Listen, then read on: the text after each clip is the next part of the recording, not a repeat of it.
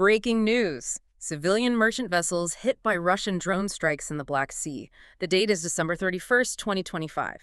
And the targeting of global commerce? Well, it's no longer just confined to battle zones. It's systematic, it's deliberate, and it is technologically advanced. So subscribe to Defense Reports, your go-to source for timely, in-depth military and defense reports. I'm Alex. Join me with Arya in the latest deep dive for a sharp, no-nonsense breakdown of the latest in global defense news, military technology, and strategic developments. And today we're going deep into the escalating maritime conflict that threatens the world's breadbasket. The immediate news we're processing is, frankly, chilling. Russian attack drones have struck two Panama-flagged civilian ships. Two of them. Two. The Emekras III and the Captain Karam. They were just getting into position to enter a Ukrainian Black Sea port to load wheat. At the same time, we're seeing hits on fuel storage and port facilities in Pivdeny and Kornomorsk. Okay, all right, let's unpack this. This attack, happening right at the end of the year, it feels like a culmination of a pretty brutal campaign. This is part of a calculated shift, isn't it? The primary weapon isn't really the missile anymore, but a mass-produced, technologically enhanced drone, one that's designed for maximum economic damage. Precisely. And the cost goes way beyond cargo. Mm-hmm. This campaign has resulted in the tragic deaths of multiple civilian seafarers throughout 2025. This isn't just about property damage. No. It's a direct threat to the neutral workers who power global trade. And we're going to reveal how this systematic campaign has driven war risk insurance premiums up. I mean, dramatically. We're talking hundreds of thousands of dollars added to the cost of a single voyage in just a matter of months. It's making the Ukrainian export corridor nearly unsustainable for a lot of operators. So our mission today is clear. We need to understand this critical escalation of maritime risk, the drone technology that's making these strikes possible, and what it all means for the future of global shipping security, especially concerning Ukraine's vital role in the global food supply. To really get the escalation, we have to start with the context. Russia very strategically declared all vessels moving through the northwestern Black Sea as potential military cargo carriers. This was right after the UN-backed grain deal collapsed back in July 2023. Right. And that decision was meant to enforce a blockade. But what happened next was, frankly, remarkable. Ukraine established its own special maritime corridor. And it worked. It worked incredibly well. Despite all the danger, by late 2025, it had moved over 106 million tons of cargo, and 70 million tons of that was grain. So this success, it clearly fueled Russia's motivation to find new ways to choke that lifeline. Which brings us to this shocking shift in 2025. Instead of just targeting port infrastructure from a distance, Russia started directly hitting neutral, foreign-flagged civilian ships. That fundamentally changed the game. We saw this pattern emerge early in the year. At first, they were using high-value ballistic missiles.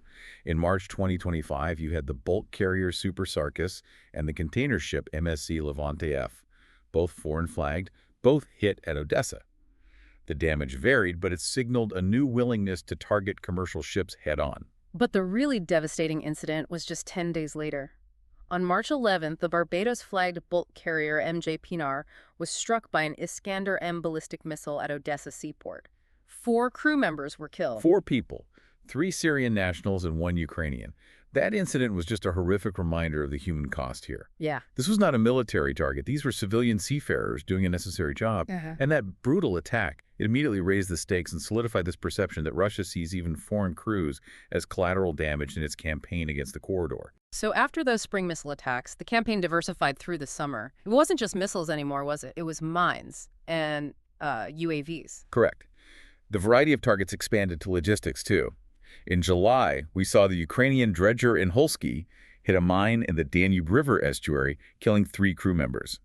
Then in August, the chemical tanker Excellion was seriously damaged by a blast wave and fire after a UAV strike on the oil terminal at Ismail Seaport. It just sounds relentless. It was.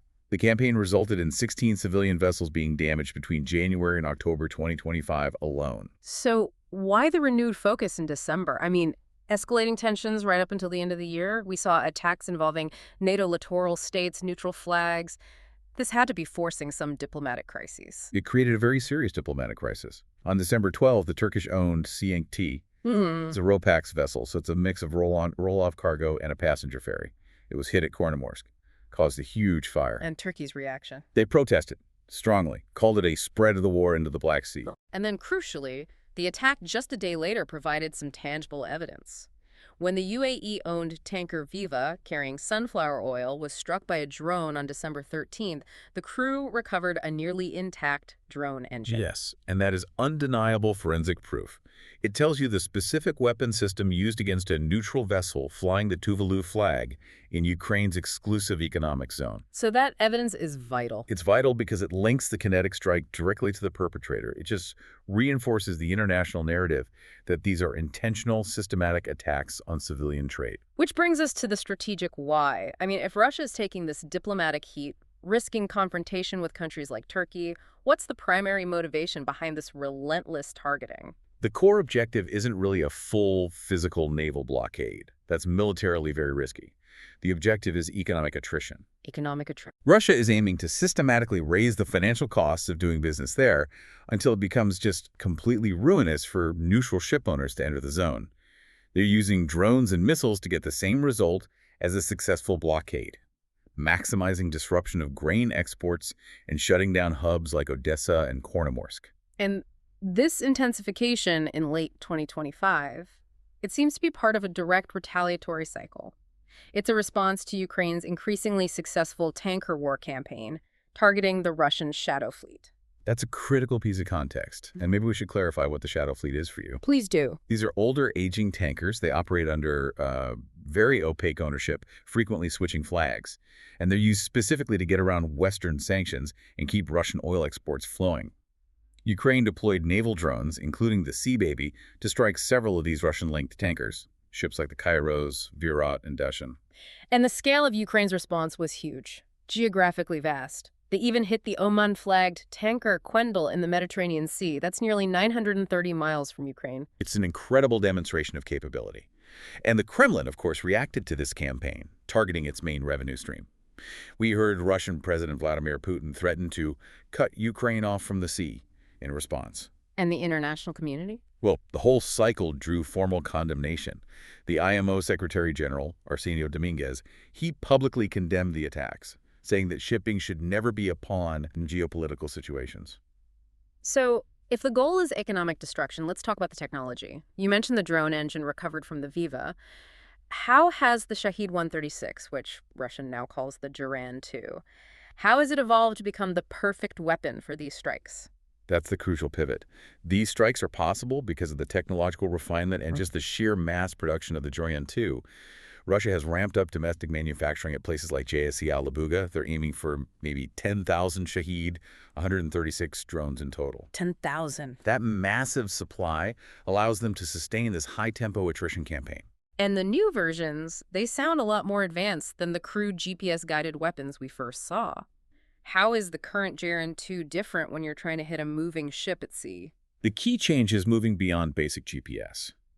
New variants now have video cameras and relay data links. This allows for what we call man-in-the-loop terminal guidance. So a human operator is steering it at the last second. Exactly.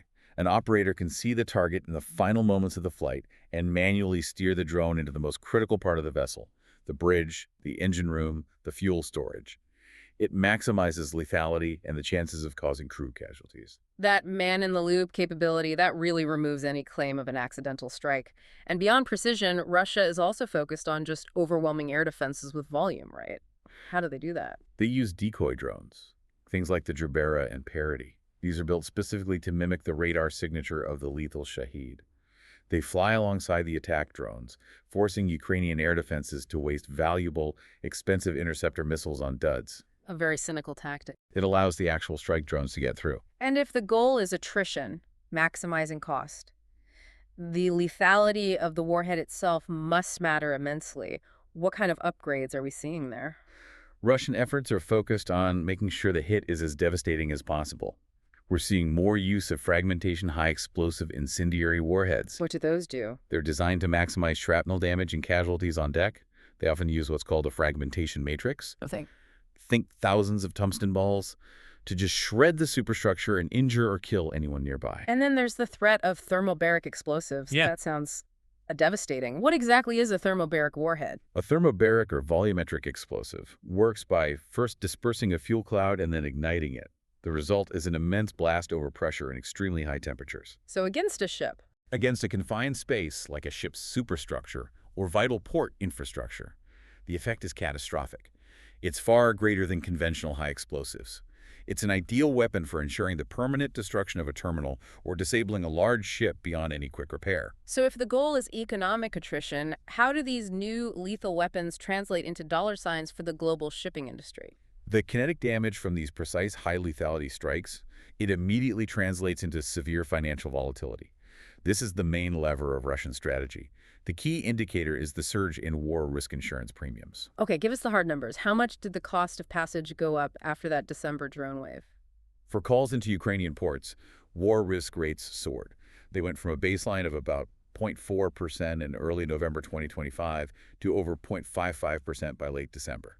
That is a massive jump in a very short period. Okay, let's put that in perspective for you. If the insurance rate hits 0.55%, that instantly adds over $330,000 to the operational cost of a single voyage for a Panamax carrier. Right. And a Panamax is a medium to large cargo vessel. These massive, unpredictable costs are simply prohibitive for many mid-sized firms. It prices them out of the market. It creates market consolidation, exactly. Only the most financially robust or risk-tolerant owners can afford to keep going. And this disruption, it has immediate measurable consequences for global food supply chains. And we see that reflected directly in the export totals. Ukrainian grain exports for the first 3 weeks of December 2025 were, 1.82 million tons? That's a huge drop from the 2.88 million tons they exported during the same period the year before. And the systematic targeting of logistics just compounds the problem. The attacks hit not just ships, but fuel pellets in Kornomorsk and oil terminals in Ismail. So even if a ship completes a voyage, the infrastructure needed to load it might be damaged or shut down. Given the danger, how are vessels even coping? What security measures are they using? Well, crews are relying heavily on the Ukrainian humanitarian corridor. It's strategically routed to follow the territorial waters of NATO members Romania and Bulgaria. For political protection. For political protection, yes, that 12-mile zone. And then on board, crews are maintaining extremely stringent operational security measures, often at what's called ISPS level 2 or 3. And what does ISPS level 2 or 3 mean in practice for the crew on that ship? ISPS is the International Ship and Port Facility Security Code. Level 2 or 3 means you have heightened visual lookouts for low-flying UAVs, you're securing all access points, and often maintaining blast integrity by securing bridge and engine room doors to protect the crew from blast and shrapnel during an attack. So we've covered the fundamental shift to mass-produce drone warfare against civilian ships, the development of these lethal new warheads, and the resulting economic volatility that's putting the global food supply at risk. And despite the IMO's pleas, despite the crushing rise in insurance costs, the strategic priority for the next year seems to be twofold: the survival of Ukraine's port infrastructure and just the continued willingness of neutral ship owners to navigate what has become the world's most dangerous commercial waters. The real question is, how long can this level of sustained economic attrition be maintained before the international shipping industry is fully forced out? That would risk, global humanitarian consequences. You've been listening to Defense Report by Alex and Aria, where we analyze the latest in military strategy, global defense, and advanced weaponry. Subscribe to Defense Reports, your go-to source for timely, in-depth military and defense reports. We'll catch you next time.